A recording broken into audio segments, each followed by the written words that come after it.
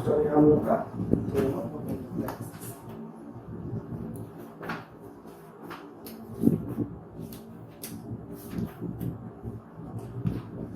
सो हमारा ये जो टॉपिक है this is theorem of perpendicular axis. अब ये थ्योरम ऑफ परपेंडिकुलर एक्सिस क्या होता है इसको जरा समझते हैं। तो इसको समझने के लिए हम लोग को एक चीज और देखना पड़ेगा कि एक्सिस क्या होता है। यानी मान लो अगर हमारे पास एक बॉडी है जैसे कि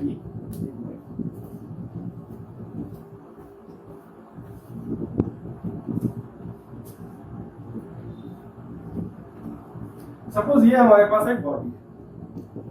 अब हम लोग क्या करते हैं इसको एक लैमिना मानेंगे। हमारे पास अगर ये इसका एक्सिस ऑफ रोटेशन हुआ, सपोज ये हुआ इसका एक्सिस ऑफ रोटेशन, तो ये कैसे घूमेगा? यहाँ पे मान लो एक एक्सिस है, ये ऐसा घूमना शुरू कर देगा। अगर ये इसका एक्सिस ऑफ रोटेशन हुआ तो ये कैसे घूमेगा? ऐसे घूमना शुरू कर देगा। अगर ये इसका एक्सिस ऑफ रोटेशन हुआ तो ये कैसे घूमना शुरू कर देगा? ऐसे करके गोल गोल घूमना शुरू कर देगा। यानी जिधर इसका एक्सिस है उस तरफ इसके मोशन को प्रेडिक्ट करना बहुत जरूरी है। दिमाग में ये एक चीज लाना जरूरी है, ये चीज को समझ जाओ किधर किधर एक्सिस ऑफ रोटेशन रहेगा। क्योंकि अब से हम लोग ये नहीं बोलने वाले हैं कि किस तरफ से घूम रहा है, ऐसे घूम रहा है कि ऐसे घूम रहा है कि ऐसे घूम रहा है।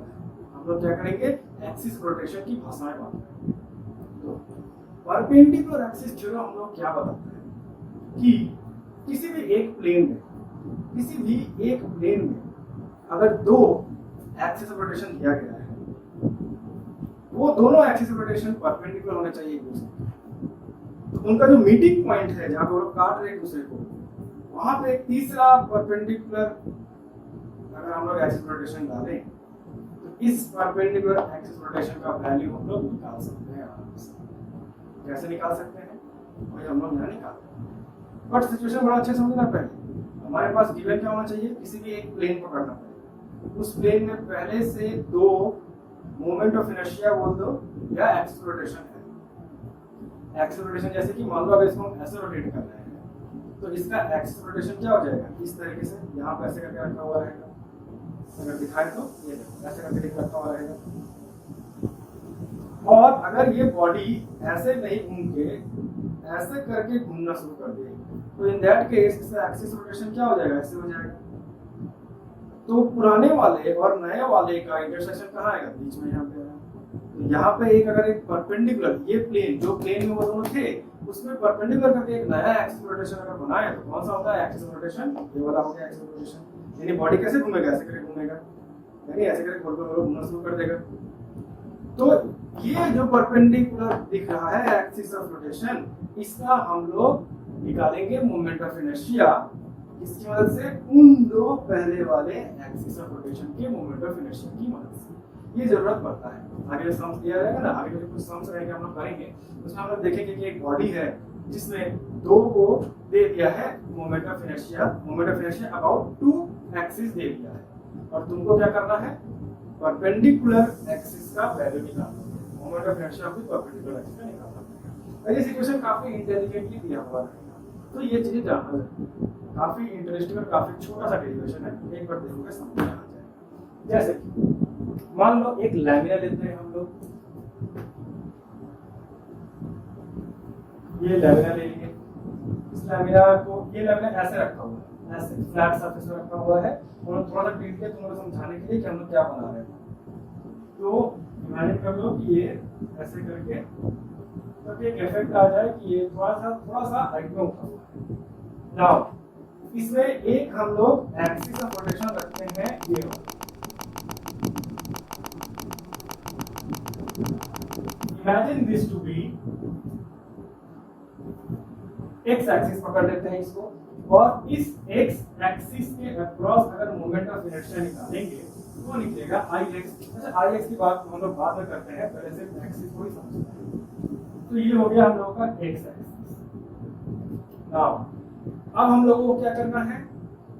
ऐसे हम लोग नहीं खड़ा करेंगे, हम लोग थोड़ा सा ऐसे करके काटेंगे।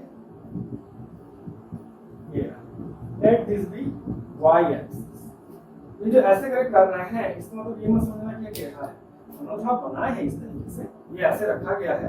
अब इसी को मान लो एक तो कैसे दिख रहा है? ऐसे रखा हुआ है। अब इसको हल्का सा अगर तुमको हम ये पकड़ के ऐसे ट्रीट किए, क्या किया हल्का से ट्रीट किया, देखो कैसे दिख रहा है, टेढ़ा यहाँ से तक जा रहा है कि नहीं, बट ये एक्चुअली है कहाँ यहाँ से। तो हम क्या किए ऐसे अगर करके बनाएंगे तो तुमको तो कुछ दिखेगा नहीं, एक लाइन रहेगा, एक दो डॉट दिख जाएगा बस। इसलिए क्या किया इस फिगर को थोड़ा सा करके ट्रीट कर दिया, तो ट्रीट कर दिए तो ये वाला एक्सिस भी ऐसे दिख रहा है और ये वाला एक्सिस भी ऐसे, समझना तो है, लेकिन दोनों ही परपेंडिकुलर है, तो ये परपेंडिकुलर है एक दूसरे। तो कंडीशन क्या है, इन दोनों एक्सिस का परपेंडिकुलर, पहला क्या होना चाहिए परपेंडिकुलर, सबसे पहले टॉपिक को लिख लेंगे तो perpendicular axis theorem.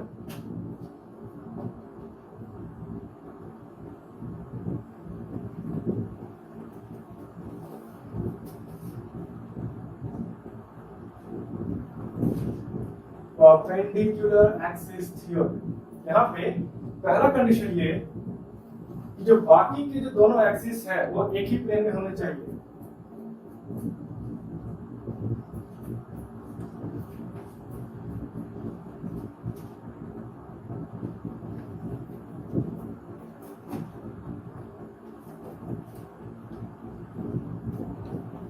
Same plane में होने चाहिए। दूसरा दोनों ही 90 डिग्री पे होने चाहिए।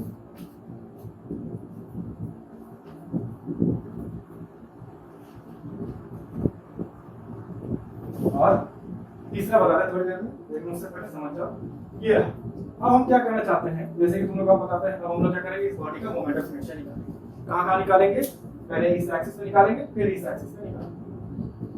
तो जब एक बॉडी पे एक एक्सिस पे हम लोग मोमेंट ऑफ इनर्शिया निकालते हैं तो क्या करते हैं, एक छोटा सा पार्टिकल हम लोग कंसीडर कर लेते हैं, उसी का मोमेंट ऑफ इनर्शिया निकालते हैं, फिर छोटे छोटे छोटे अलग अलग पार्टिकल्स कंसीडर करते हैं, लास्ट में सभी को समेशन कर देते हैं, जब तक करते आ रहे हैं वो करेंगे। तो लेट हियर बी पार्टिकल, ये रहा एक पार्टिकल, ये जो पार्टिकल है आप जरा समझना, ये वाला पार्ट थोड़ा मुश्किल है। इमेजिन करो कि जो एक्स एक्सिस ना वो नहीं है, सिर्फ और सिर्फ ये वाला एक्सिस,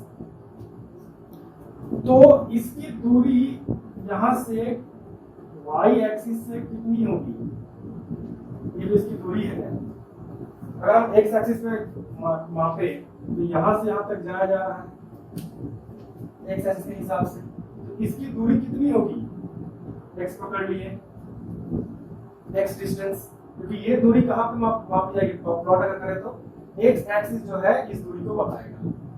समझ में आया? अब क्या करेंगे हम लोग, अब जब ये वाले एक्सिस पे ये फ्लिप करना शुरू करेगा, गोल घूमना शुरू करेगा, तो ये कैसे घूमेगा, ऐसे करके ऐसे गोल घूमना शुरू कर देगा। तो ये वाले पार्टिकल पे ध्यान दीजिए, क्या करेगा, ऐसे गोल में घूमेगा कि नहीं, तो उस गोल गोल जो घूम रहा है उसका ये एक्स क्या हो गया, उसका रेडियस हुआ। तो इस हिसाब से हम लोग क्या कह सकते हैं, इसका अगर मास होगा हम लोग m करेंगे तो यहाँ पे कह सकते हैं कि moment of inertia about y axis, इसमें निकालते हैं हम लोग moment of inertia about y axis is equal to m x square, m r square होता है, डिस्टेंस कितना हो गया x स्क्वायर। नाउ इसके बाद हम लोग क्या करेंगे, यहाँ पे moment of inertia about y axis नहीं, moment of inertia of this particle, इस पार्टिकल का छोटा सा, यानी moment of inertia of the particle, moment of inertia of the particle about y axis, y axis पे ये मिलेगा, और x एक्सिस पे क्या मिलेगा, x एक्सिस पे ये क्या मिलेगा, अब इसको समझो, x एक्सिस पे जब घूमना शुरू करोगे ये कैसे घूमेगा, अब ऐसे करके फ्लिप करेगा, तब ये कैसे घूमेगा, ऐसे करके गोल गोल घूमेगा, तब इसका जो रेडियस बनेगा उस रेडियस का वैल्यू कौन देगा, ये y देगा, कितनी दूर है यहाँ से ये, यानी ये यहाँ से कितनी दूर है, ये डिस्टेंस कौन देगा हमको, y एक्सिस का डिस्टेंस, इसको हम लोग क्या बोलते हैं y, तो normal formula equal to m y। z axis क्या करेंगे हम लोग, यानी तीसरा एक्सिस कैसे बनेगा, इसी में बिल्कुल ऐसे करके खड़ा होकर यहाँ late this be the z axis, ठीक है। अब ये z एक्सिस से ये कितना दूरी पे रहेगा, जाहिर सी बात है ये जो डिस्टेंस दिख रहा है ये डिस्टेंस देगा हमको z एक्सिस से कितना दूर है। और अगर बोले तुम लोगों को ये अब z एक्सिस के इर्द घूम रहा है तो कैसे घूमेगा, ऐसे करके गोल घूमेगा, इन दैट केस ये क्या घूमेगा, ये सर्कल एक्सिस का गोल घूमेगा कि नहीं, और उसका रेडियस कौन सा होगा, ये वाला होगा, z एक्सिस से दूर पे रहेगा। इसका नाम अगर हम बोल देते हैं r, तो across z axis I is equal to m r square। ठीक है, अब यहाँ पे r का वैल्यू निकालेंगे कैसे? साफ साफ दिख रहा है यहाँ पे कि ये जब यहाँ से आएगा तो ये जाहिर सी बात ये 90 डिग्री ही रहेगा यहाँ पे, और ये कैसा है? राइट एंगल ट्रायंगल है। राइट एंगल ट्रायंगल में एक परपेंडिकुलर, एक बेस और एक हाइपोटेन्यूज। तो पाइथागोरस थ्योरम अगर लगाते हैं हम लोग, यहाँ पे हम लिख सकते हैं r square is equal to, ये जो x है इसके मतलब यहाँ पे x लिख सकते हैं, तो x square plus y square easy है। अब देखो चीजें क्या है, ये तो moment of inertia of the particle है, और हम लोग moment of inertia of the entire body में पकड़ने जाते क्या करते हैं? समेशन कर देते हैं। समेशन कर देते हैं, ऐसे ही इंडिविजुअल पार्टिकल्स पकड़ेंगे सब जगह, जो यहाँ पे किए वही सभी पे करेंगे, और लास्ट में सभी को जोड़ देंगे, पूरे बॉडी का निकल जाएगा। तो मोमेंट ऑफ इनर्शिया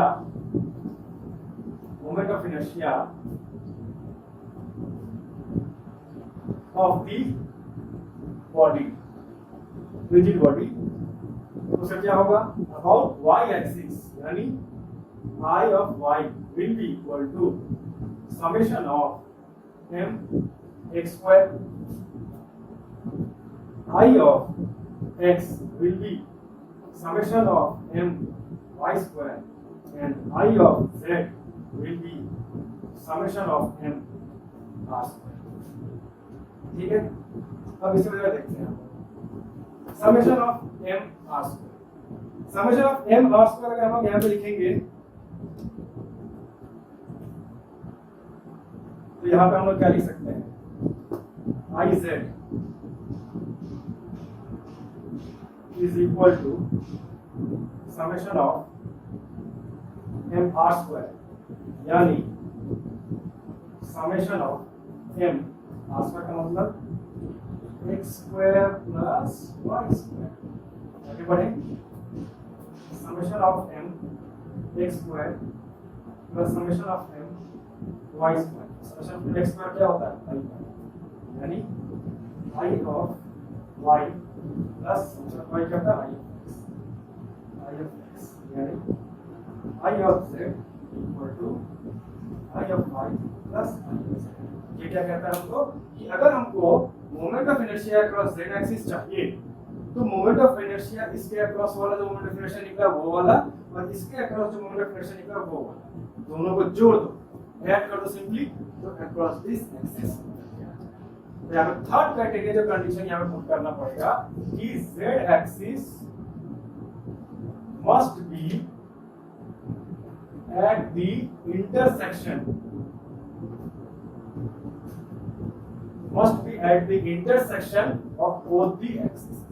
ऐसा नहीं है कि यार कहीं और रहेगा, अगर कहीं और रहेगा तो फिर ये r is equal to y square plus x square नहीं कर पाएगा, इसीलिए इसको हमेशा इंटरसेक्शन पे ही होना चाहिए। तो समझ में आ गया क्या है यहाँ पे? ये चीजें एकदम। तो ये हो गया हम लोगों का परपेंडिकुलर एक्सिस, काफी आसान है, देख लो अच्छे से समझ जाओ। इसका जो एप्लीकेशन है ये कुछ न्यूमेरिकल्स को हम लोग करेंगे, नेक्स्ट क्लास में नहीं करेंगे, लेकिन अभी फिलहाल के लिए ये रहा। अभी इसके बाद हम लोग करेंगे पैरेलल एक्सिस थ्योरम, वो भी काफी इंटरेस्टिंग है, लेकिन फिलहाल के लिए ये